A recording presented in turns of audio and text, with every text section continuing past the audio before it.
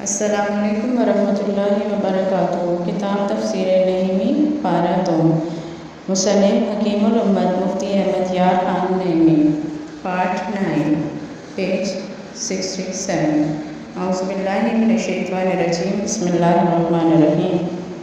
فاذکرونی اذکرکم واشکروا لی ولا تکفرون۔ تم میری یاد کرو، میں تمہارا چرچا کروں گا، اور میرا حق مانو اور میری ناشکری نہ کرو۔ تعلق اس آیت کا پچھلی آیتوں سے چند طرح تعلق ہے۔ پہلا تعلق اب تک رب تعالیٰ کی بڑی بڑی نعمتوں کا ذکر ہوا، دین ابراہیمی سے تعلق ہونا، کعبہ کا قبلہ ہونا، ایسے عظیم و شان پیغمبر کی غلامی نصیب ہونا، مسلمانوں کا بہترین امت ہونا وغیرہ۔ اب ان نعمتوں کے شکر کا حکم دیا جا رہا ہے تاکہ یہ ہمارے پاس باقی رہیں اور بڑھیں۔ دوسرا تعلق اب تک رب کی وہ بھی نعمتوں کا ذکر تھا جن میں ہمارے کسب کو داخل نہ تھا، اور اب کسبی نعمتوں کا ذکر ہے، پیج 68۔ یعنی اے مسلمانوں، جب تک ہم نے تمہارے بغیر کوشش تمہیں یہ نعمتیں دی ہیں، اب ہمیشہ یہی نہ ہوا کرے گا بلکہ تمہیں بھی کچھ عمل کرنا ہوگا۔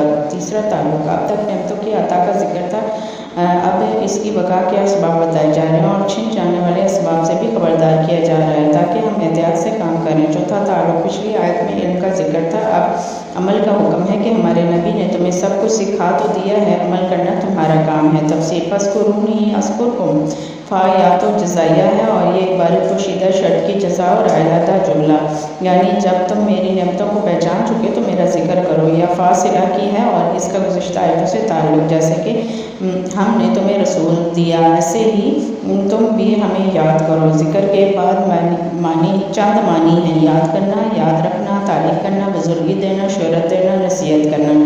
رب فرماتا ہے انہ لذکرک، اور فرماتا ہے والقرآن للذکر۔ ان آیتوں میں ذکر بوانی شرف ہے، اس لیے قرآن کا نام بھی ذکر ہے۔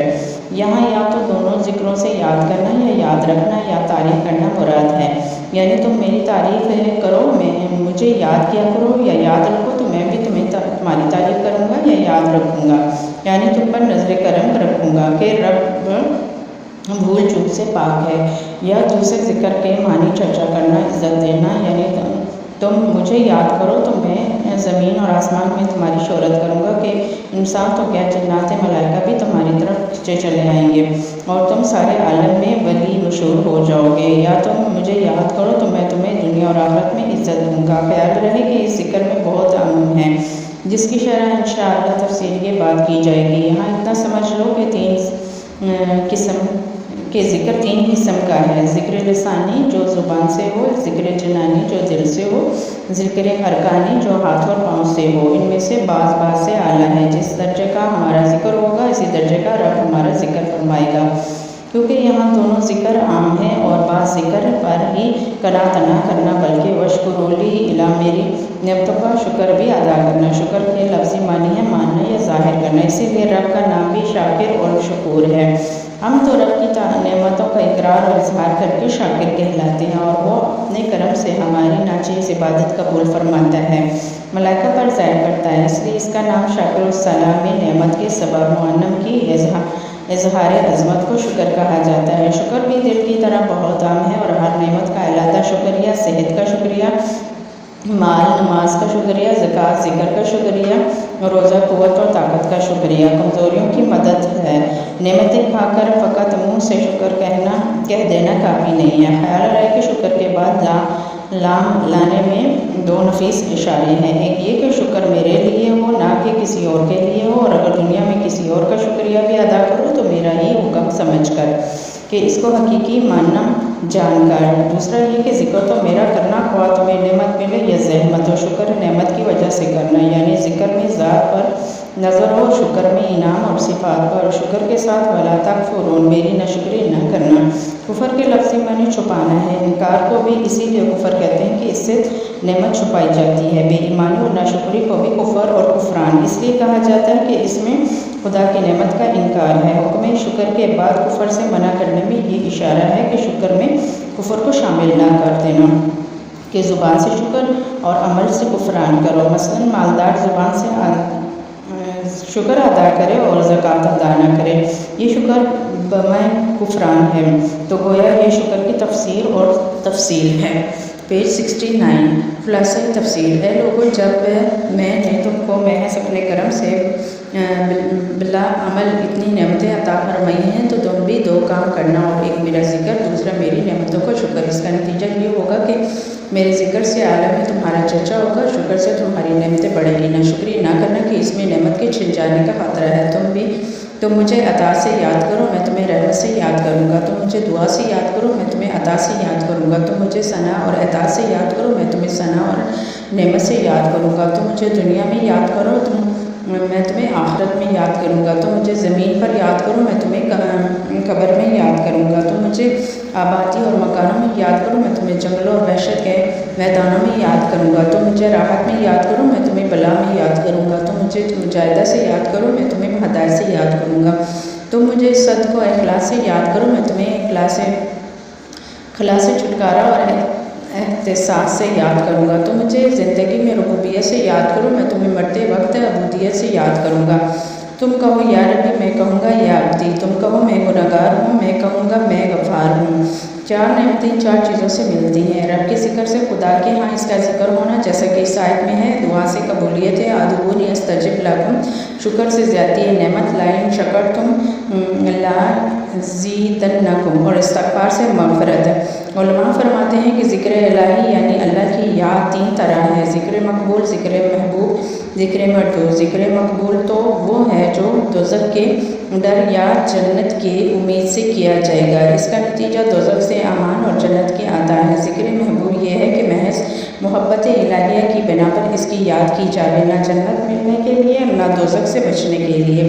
یہ ذکر پہلے ذکروں سے افضل ہے کہ ان ذکروں میں ذاکر کی اپنی غرض بھی تھی، اس ذکر میں اپنی غرض کچھ نہیں۔ اس ذکر کا نتیجہ یہ ہے کہ بندہ اللہ تعالیٰ کا محبوب بن جاتا ہے، پھر دنیا میں اللہ اس بندے کی آنکھ، کان، پاؤں بن جاتا ہے، اور اس کے اعضاء میں خدائی طاقتیں آ جاتی ہیں، اور بندے سے خدائی کام صادر ہونے لگتے ہیں۔ دیکھو حضرت مریم علیہ السلام کا ہاتھ لگتے ہی خشک کھجور فوراً سبز ہوئی، پھل لگے اور فوراً پک بھی گئے، جیسا کہ سورۃ مریم میں صراحتاً مذکور ہے۔ حضرت عیسیٰ علیہ السلام مردوں کو زندہ ہو جانے کا حکم دیتے، وہ فوراً زندہ ہو جاتا تھا۔ دیکھو سورج کے سامنے شیشہ ہو جائے تو اس شیشے میں چمک، شعاعیں، گرمی وغیرہ ظاہر ہوتی ہیں۔ کوئلہ آگ سے متصل ہو کر جلا ڈالتا ہے، کھولتا پانی جسم پھاڑ ڈالتا ہے۔ آئینہ سورج نہیں ہو گیا اور پانی آگ نہیں بن گیا، مگر یہ دونوں سورج اور آگ کیسے کام کرتے ہیں۔ اسی طرح بندہ خدا نہیں بن جاتا بلکہ رب کی تجلی گاہ ہو کر اس کے سے کام کرنے لگتا ہے۔ حدیث قدسی میں ہے کہ بندہ نوافل کے ذریعے مجھ سے قرب حاصل کر لیتا ہے تو میں اس کے ہاتھ پاؤں وغیرہ بن جاتا ہوں۔ غرض کے ذکر الہی عجیب عجیب کرشمے دکھاتا ہے۔ بعض کمزور بندے اس حالت میں ایسے فنا ہو جاتے ہیں کہ کہہ بیٹھتے ہیں کہ انا الحق یا سبحانی معظم شانی۔ اس حالت میں ان کا انا الحق کہنا ایسا ہی ہوتا ہے جیسے طور پر درخت سے یمونی ان اللہ کی صدا۔ مولانا فرماتے ہیں چون رواں باشد ان اللہ از درخت کی رواں بود کے گوید نیک بخت۔ پیج 70۔ ذکر و شکر۔ ذکر اللہ تعالیٰ کا ذکر بہترین عبادت ہے۔ حدیث میں اس کے بڑے فضائل آئے ہیں۔ ہم مشکات و تفسیر در منصور اور مسلم اور بخاری وغیرہ سے کچھ نقل کرتے ہیں۔ جو قوم اللہ تعالیٰ کا ذکر کرے اور اسے فرشتے پروں سے ڈھانپ لیتے ہیں اور رحمت انہیں گھیر لیتی ہے اور انہیں سکون قلب نصیب ہوتا ہے اور اللہ ملائکہ بھی ان کا ذکر کرتا ہے۔ بندہ نوافل سے رب کا پیارا بن جاتا ہے، جس سے کہ رب اس کے کان ہو جاتا ہے، جس سے وہ سنتا ہے، اس کی آنکھیں ہو جاتی ہے، جس سے وہ دیکھتا ہے، اس کے ہاتھ ہو جاتا ہے، جس سے وہ پکڑتا ہے، اور اس کے پیر ہو جاتے ہیں، جس سے وہ چلتا ہے۔ بخاری یعنی اللہ کی ذاکر کو روحانی قوتیں ملتی ہیں اور اس سے عجیب کرامتیں ظاہر ہوتی ہیں، جیسے کوئلہ آگ میں رہ کر آگ کا سا کام کرتا ہے۔ بہتر عمل یہ ہے کہ انسان کی زبان ذکر اللہ سے تر رہے اور اسی حال میں دنیا سے جائے۔ احمد و ترمذی۔ ذکر کے حلقے جنت کے باب ہیں۔ ترمذی۔ شیطان انسان کے دل پر چپٹا رہتا ہے اور اللہ کے ذکر سے بھاگتا ہے۔ غافلوں میں ذاکر ایسا ہے جیسے بھاگتے ہوئے لشکر میں جہاد کرنے والا، اور جیسے خشک اور درخت میں ہری شاخ، اور جیسے اندھیرے گھر میں چراغ۔ جو رب کو دل میں یاد کرے رب بھی اسے ایسے ہی یاد کرتا ہے، اور جو جماعت میں یاد کرے تو رب تعالیٰ اسے ملائکہ کی جماعت میں یاد کرتا ہے۔ مسلم بخاری۔ ہر گھر کی کچھ زینت ہے اور مسجدوں کی زینت ذکر اللہ ذاکرین ہیں۔ قیامت میں کچھ نورانی لوگ نور کے ممبروں پر ہوں گے، لوگ ان پر ستائش کریں گی۔ یہ وہ لوگ ہیں جو مل کر اللہ کرتے تھے۔ کچھ ملائکہ ذکر کے حلقوں کو ڈھونڈتے رہتے ہیں، جہاں پاتے ہیں انہیں گھیر لیتے ہیں، پھر رب سے عرض کرتے ہیں کہ ہم ان بندوں کے پاس سے آ رہے ہیں جو تیری کتاب اور نبی علیہ السلام پر درود پڑھ رہے تھے۔ رب فرماتے ہیں کہ ہم نے انہیں بخش دیا۔ وہ عرض کرتے ہیں کہ ان میں بعض بلاغ کے قصد اتفاقیہ آ گئے تھے۔ فرماتا ہے کہ وہ بھی بخش دیے گئے۔ ذاکرین کا ساتھی بھی محروم نہیں رہتا۔ ذکر اللہ کے فائدے، اس کے بہت سے فائدے تو معلوم ہو چکے، کچھ اور فائدے بھی حسب ذیل ہیں۔ ذکر اللہ زنگ آلود دلوں کی سیکل ہے۔ ذکر اللہ گندے دل کے لیے آب رحمت ہے۔ مولانا فرماتے ہیں ذکر حق پاکی چوں پاکی رسید رخت میں بندہ بروں آئید پلید چوں بیایک ذکر حق اندر دھاں نے پلیتی مان دو نے آ دہاں۔ نمبر 3، ذکر اللہ بے چین دل کا چین ہے۔ بذکر اللہ تطمئن القلوب، ذکر اللہ ہمارے اصلی وطن کا خط ہے۔ جسے مسافر کو پردیس میں وطن کے خط سے تسکین ہوتی ہے، ایسے ہی رب کے ذکر سے دل اور روح کو سکون۔ ذکر اللہ مصیبتوں کو ٹالتا ہے۔ آدم علیہ السلام کی توبہ اسی سے قبول ہوئی۔ فَتَلَقَّىٰ آدَمُ مِن رَّبِّهِ كَلِمَاتٍ، یونس علیہ السلام نے اسی کی برکت سے مچھلی کی پیٹ سے رہائی پائی۔ فَلَوْلَا إِن كَانَ مِنَ الْمُسْبَحِينَ، ذکر ہی کی برکت سے کشتی نوح پار لگی۔ اب بھی ہر مصیبت میں ذکر ہی کام آتا ہے۔ مصیبت کے وقت نماز حاجت پڑھو، خشک سالی میں نماز استسقاء ادا کرو، کوئی کام درپیش آ جائے تو اس کے لیے دعائے استغفار پڑھو۔ پیج 71۔ سورج چاند گرہن لگے تو نماز کسوف خسوف پڑھو، بلکہ ہر حال میں اللہ اللہ کرو۔ بچے کے کان میں اذان کہو، مرتے وقت کلمہ پڑھو، چھینک کر الحمدللہ، تعجب میں سبحان اللہ، بری بات پر معاذ اللہ، مزاج پرستی پر الحمدللہ، غصے میں لا حول ولا قوت الا باللہ، غرض کے ہر حال میں اللہ ہی اللہ ہے، اٹھتے بیٹھتے سوتے جاگتے اسی کا ذکر ہے۔ ذکر اللہ کی قسمیں، اس کی 3 قسمیں ہیں۔ ذکر باللسان یعنی زبان سے تسبیح تمہید اور تلاوت کرنا۔ ذکر بالجنان یعنی قلبی ذکر، اس کی 3 صورتیں ہیں۔ ایک تو رب کی ذات اور صفات کے دلائل میں غور کرنا، منکرین کے جوابات سے سوچنا، دوسرے شریعت کے احکام کے فائدے سوچنا اور رب کے وعدے اور وعیدوں کا خیال رکھنا، تیسری مخلوقات الہی کے اسرار میں اتنا غور کرنا کہ عالم کا ہر ذرہ جمال یار کا آئینہ بن جائے اور ہر چیز میں اس کی تجلی ہو۔ ذکر بالارکان یعنی ظاہری اور باطنی اعضاء کو اچھے کام میں مشغول رکھنا اور برے کام سے روکنا۔ پھر ذکر کی 2 قسمیں ہیں، ذکر اللہ بالواسطہ اور بلا واسطہ۔ ذکر بلا واسطہ اللہ کی ذات و صفات کا یاد کرنا اور بالواسطہ اس کے پیاروں کا ذکر کرنا، لہذا درود شریف، نعت شریف، اولیاء کرام کی قصے سب ذکر اللہ ہیں، بلکہ رب سے ڈرنے کے لیے ان کے دشمنوں کا ذکر بھی ذکر اللہ ہے۔ دیکھو تلاوت قرآن رب کا ذکر ہے، مگر اس میں محبوبین اور مردودین کے تذکرے بھی ہیں اور ان سب پہ ثواب ملتا ہے۔ افضل ذکر، زبانی ذکر سے قلبی ذکر کو اس لیے بزرگی ہے کہ مرتے وقت کبھی زبان بند ہو جاتی ہے مگر دل بند نہیں ہوتا۔ اس کا دل ذاکر ہو وہ انشاءاللہ ذکر پر ہی مرے گا۔ نیز زبان باتیں کرنے اور سونے کی حالت میں ذکر الہی نہیں کر سکتی، مگر ذاکر دل سوتے جاگتے کھاتے پیتے ہر وقت اللہ اللہ کرتا ہے۔ بعض ذاکر قلبی ایسے ہیں کہ جس مجلس سے گزرے وہاں سب کو ذاکر بنا دیں، بلکہ جہاں بیٹھ جائیں وہاں کا ذرہ ذرہ اور در و دیوار ذاکر بن جاتا ہے۔ ذکر بالجہر، خاندانی نقشبندیہ میں ذکر خفی اختیار کیا گیا ہے کیونکہ اس میں ریا کا شائبہ نہیں اور رب کا حکم ہے ادعوا ربکم تضرعا وخفیا۔ وہ کہتے ہیں کہ دل میں ہو یاد تیری، گوشہ تنہائی ہو، پھر تو خلوت میں عجب انجمن آرائی ہو۔ دیگر سلسلوں میں بلند آواز سے ذکر مرغوب، کیونکہ ذکر کی ضرب سے دل پر خاص اثر پڑتا ہے، آنکھوں سے نیند دور ہو جاتی ہے، دوسروں کو ذکر کا شوق پیدا ہوتا ہے، اس سے شیطان بھاگتا ہے اور جہاں تک اس کی آواز پہنچے وہاں تک ہر چیز ایمان کی گواہ بنتی ہے۔ رب فرماتا ہے فَاذْكُرُوا اللَّهَ كَذِكْرِكُمْ آبَاءَكُمْ أَوْ أَشَدَّ ذِكْرًا۔ نیز مجلسی ذاکر کا رب کے ہاں بھی ملائکہ میں ذکر ہوتا ہے، اس کا اس پر عمل ہے۔ سارا عالم ہو مگر دیدہ دل دیکھے تمہیں، انجمن گرم ہو اور لذت تنہائی ہو، دونوں حضرات اللہ کے پیارے ہوں اور سب جنتی۔ اس کی زیادہ تحقیق جام حق میں دیکھو۔ افضل ذکر، کون سا ذکر افضل ہے؟ اس میں مختلف روایتیں ہیں۔ بعض میں ہے کہ افضل ذکر کلمہ طیبہ ہے کہ اس سے دل کی صفائی ہے، بعض میں ہے کہ تلاوت قرآن کی اس میں ایک حرف پر 10 نیکیاں ملتی ہیں۔ بعض میں ہے کہ افضل ذکر توبہ اور استغفار ہے کہ اس میں بلاؤں سے نجات اور ذکر میں برکت وغیرہ ہے۔ بعض میں ہے کہ افضل ذکر درود شریف ہے، اور بعض میں ہے کہ افضل ذکر یہ ہے سبحان اللہ و بحمدہ سبحان اللہ العظیم، پیج 72، اور اس سے قیامت میں میزان بھر جائے گا، بخاری۔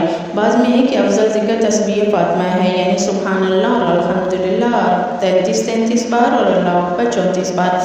بعض فجر اور مغرب، مگر سلطان عشق کا فیصلہ یہ ہے کہ افضل ذکر درود شریف ہے، کیونکہ اس میں خدا کا ذکر بھی ہے اور نبی پاک صلی اللہ علیہ وسلم کا بھی، اور حدیث شریف میں ہے کہ درود شریف پڑھنے والے کا درود ملائکہ گنبد حضرہ میں پیش کرتے ہیں، لہٰذا اس کا ذکر گنبد حضرہ میں بھی ہوگا اور عرش الہی پر بھی، کیونکہ وہ رب کا بھی ذاکر ہے، اور حضور صلی اللہ علیہ وسلم کا بھی نیز قیامت میں درود پڑھنے والا حضور سے قریب ہوگا۔ جب باغ الہی کا پھل یا پھول مل گیا تو برگ اور شجر کی پرواہ نہیں، لہٰذا ہر ذکر بہتر مگر درود شریف سب بہت بہتر۔ شکر بھی رب کی بڑی عبادت ہے، اس کے چند ذریعے ہیں اور چند درجے ہیں۔ ادنا درجہ یہ ہے کہ ہر نعمت کو رب کی طرف سے جانے، اور اس سے بڑھ کر یہ کہ ہر نعمت پر رب کی تعریف کرے، اور اس سے بڑھ کر کہ گناہوں سے بچے، اس سے بڑھ کر کہ رب کی کسی نعمت کو گناہ میں خرچ نہ کرے، اس سے بڑھ کر یہ کہ ہر نعمت کو عبادت میں صرف کرے، یہ شکر کا اعلیٰ درجہ ہے، اور یہی شریعت اور طریقت کا اصل اصول ہے۔ عوام کا شکر تو یہ ہے کہ رب کی ہر نعمت میں سے رب کا حصہ نکالیں، بعض سانسیں رب کے کام میں خرچ کریں، ہاتھ پاؤں سے کچھ کام رب کے لیے کریں، دن رات کی بعض گھڑیاں رب کے کام کے لیے وقت کریں۔ خواص کا شکریہ یہ ہے کہ دل تیرا، جان تیری، عاشق شیدا تیرا، سب تو تیرا ہے، بس کس لیے تیرا میرا تیرا، ہر سمت ہر سانس رب کے لیے صرف ہو، کھائے تو رب کے لیے، سوئے تو رب کے لیے، کہ اس کے ذریعے قوت حاصل کر کے عبادت کرے، ہر کام میں سنت رسول صلی اللہ علیہ وسلم پر عمل کا خیال رکھے، سمجھے کہ سونا جھاگنا مرنا جینا سنت ہے، حقائق۔ کسی نے ابو حازم سے پوچھا کہ آنکھ کا شکر کیا؟ فرمایا کہ یہ بھلائی دیکھ کر ظاہر کرو اور برائی دیکھ کر چھپا لو۔ کہا کان کا شکر کیا؟ فرمایا کہ ایک اچھی بات سن کر یاد کر لو اور بری بات بھول جاؤ۔ پوچھا کہ ہاتھوں کا شکر کیا؟ اور فرمایا کہ اس سے وہ چیز نہ پکڑو کہ جس کے لیے وہ بنائے نہ گئے ہوں۔ پوچھا کہ پیٹ کا شکر کیا؟ فرمایا اس کے نیچے حصے میں کھانا اور اوپر کے حصے میں علم ہو۔ پوچھا شرمگاہ کا شکر کیا؟ فرمایا بیوی اور لوڈی کے سوا کسی پر استعمال نہ کرو۔ پوچھا کہ پیروں کا شکر کیا؟ فرمایا کہ بے دست و پاک کی خدمت کے لیے چلو، جس میں یہ بات ہو وہ پورا شاکر ہے۔ خیال رہے کہ دینوی احسان کرنے والے کا شکریہ ادا کرنا بھی اشد ضروری ہے۔ اس کی پوری بحث کو انشاءاللہ لائلن شکر تم کی بحث میں آئے گی۔ پہلا اعتراض، اس آیت سے معلوم ہوا کہ خدا صرف ان کو یاد کرتا ہے جو اسے یاد کرتے ہیں، تو کیا وہ غافلوں سے غافل ہے؟ یہ تو اس کی شان کے خلاف ہے۔ اس کا جواب تفسیر میں ہی گزر گیا کہ اس کا مطلب یہ ہے کہ رب تعالیٰ ذاکر پر خاص نظر کرم فرماتا ہے، یا اسے رحمت سے یاد کرتا ہے اور اس کی عزت یا اس کا چرچا کرتا ہے۔ دوسرا اعتراض، اس آیت سے معلوم ہوا کہ جو بھی خدا کو یاد کرے خدا سے یاد کرتا ہے، اور اگر چور چوری کرتے وقت یا شرابی شراب پیتے وقت بسم اللہ پڑھ لے، یا بت پرستی کے وقت اللہ کا نام لے تو کیا خدا اسے بھی یاد کرتا ہے؟ تو جواب ہاں ضرور یاد کرتا ہے، مگر لعنت اور عذاب کے ساتھ۔ یہی عبداللہ بن عباس اور ابن عمر رضی اللہ تعالیٰ عنہما سے سوال ہوا اور آپ نے یہی جواب دیا۔ لہٰذا خدا کی ناشکری کرنے والا یا اس کی شکایت کرنے والا بھی رب کا نام تو لیتا ہے، مگر یہ ذکر اس پر لعنت کا باعث ہوتا ہے۔ پیج 73۔ تفسیر سفیانہ، بنی اسرائیل سے کہا گیا کہ اذکرونی نعمتی انعمت علیکم، اور مسلمانوں کو حکم ہوا کہ فاذکرونی، یعنی بنی اسرائیل کو نعمتوں کی یاد کا حکم دیا اور ہم کو اپنی یاد کا، اور ظاہر ہے کہ نعمت کی یاد سے رب کی یاد افضل ہے، کیونکہ وہ گویا لالچ ہے اور اس میں رب کا عشق۔ اور یہ آیت بھی گزشتہ کی طرح مسلمانوں کی افضلیت بتا رہی ہے کہ تم کو سید الانبیاء کی غلامی دی، ایسے ہی اپنا عشق عطا فرمایا۔ نیز ذکر اللہ کی 3 صورتیں ہیں، جنت کی امید سے، جہنم کے خوف سے اور رب کے عشق سے۔ آخری صورت سب سے افضل ہے، جو بیماری یا نادانی یا مصیبت ذکر اللہ کی طرف رہبری کرے، وہ اس سے تونگری اور مالداری اور راحت سے بہتر ہے جو رب سے غافل کر دے۔ کسی نے کیا خوب کہا ہے، مولانا نام کشے بھلے کے ٹپ ٹپ ٹپ کے جان، داروں کا جہن اور دیگہاں کو کہ جہاں نہیں رحمان، دکھ میں ہر کو हर भेजे और सुख में भेजे न कोई, जो कोई सुख में हर भेजे तो दुख का है कोई। सूफिया के हाँ ज़िक्र शुक्र से अफजल है और इन आयत के मानी ये हैं कि तुम राह मोहब्बत में चलकर मुझे याद करो, मैं तुम्हें मंजिल मकसूद पर पहुंचाकर याद करूंगा, और तुम इस तौफीक का ये शुक्र करो और राह मोहब्बत में चलने से ना थको, तो मैं तुम्हें अरमान ज़ाहिद दूंगा और दीन और दुनिया की नेमतों को मनाम से हिजाब न बना लो, क्योंकि ये हरकत कुफरानी बल्कि फतवा तरीक़त में कुफरानी तो बयान है।